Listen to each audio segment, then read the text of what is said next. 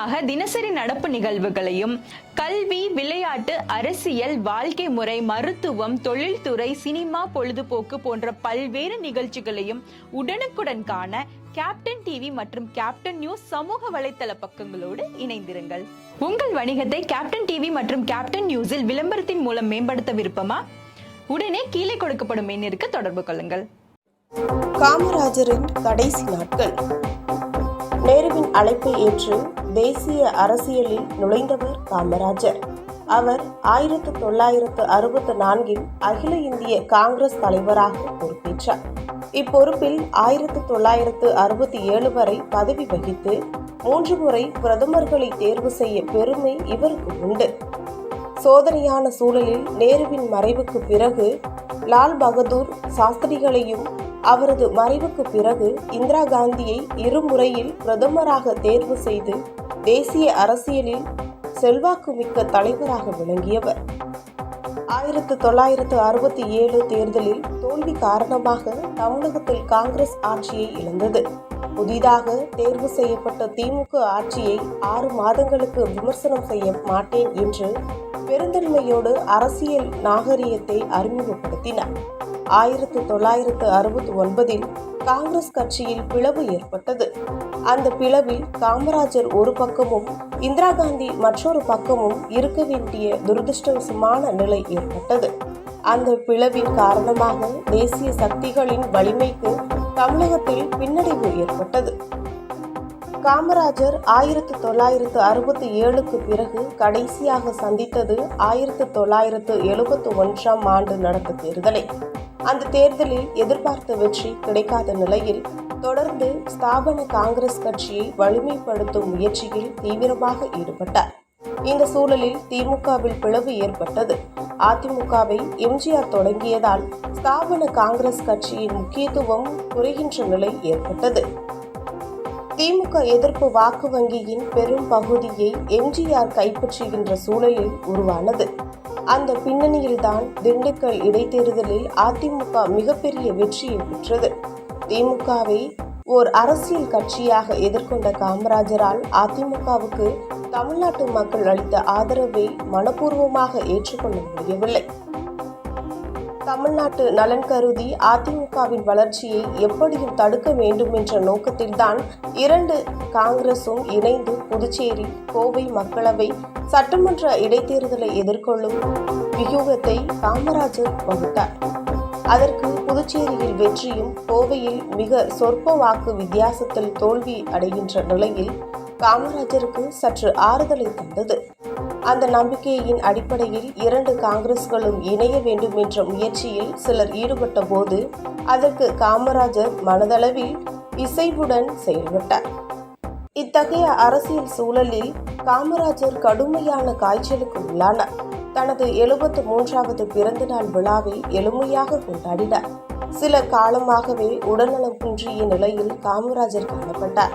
பொது நிகழ்ச்சியில் கலந்து கொள்வதை தவிர்த்து வந்தார். ஏனெனில் அக்டோபர் 1 சிவாஜியின் பிறந்தநாள் அன்று அருகில் உள்ள அவரது வீட்டுக்கு நேரில் சென்று பிறந்தநாள் வாழ்த்து கூறிவிட்டு திரும்பினார். மறுநாள் அக்டோபர் 2 காந்தி பிறந்தநாள் அன்று இயல்பாகவே இருந்தார். அன்று காலை தன்னை சந்திக்க வந்தவர்களிடம் பேசிக் கொண்டிருந்தார். பிற்பகல் 1:30 மணிக்கு அவர் வழக்கம் போல் சாப்பிட்டுவிட்டு தூங்க போனார்.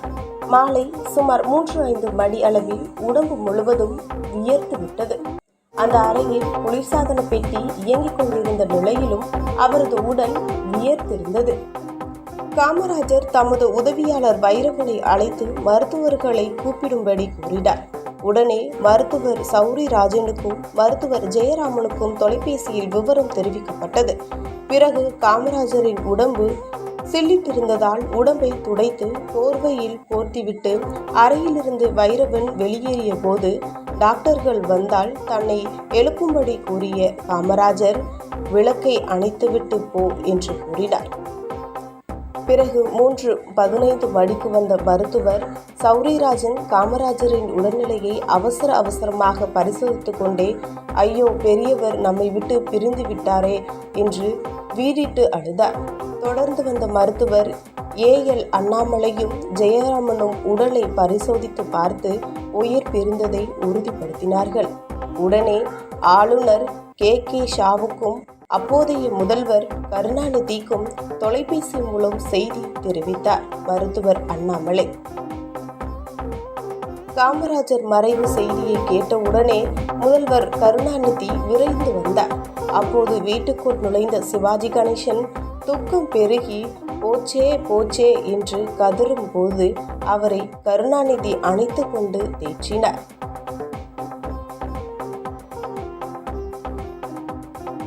மருத்துவர்கள் வந்து தெரிவிக்கும் வரையில் காமராஜரின் உடல் பிரிந்தது யாருக்கும் தெரியாது. காரணம், அவர் படுத்திருந்த தோற்றத்திலோ முகத்திலோ ஒரு வித்தியாசத்தையும் காண முடியவில்லை. சுகமாக தூங்குவது போலவே அவரது முகம் காணப்பட்டது.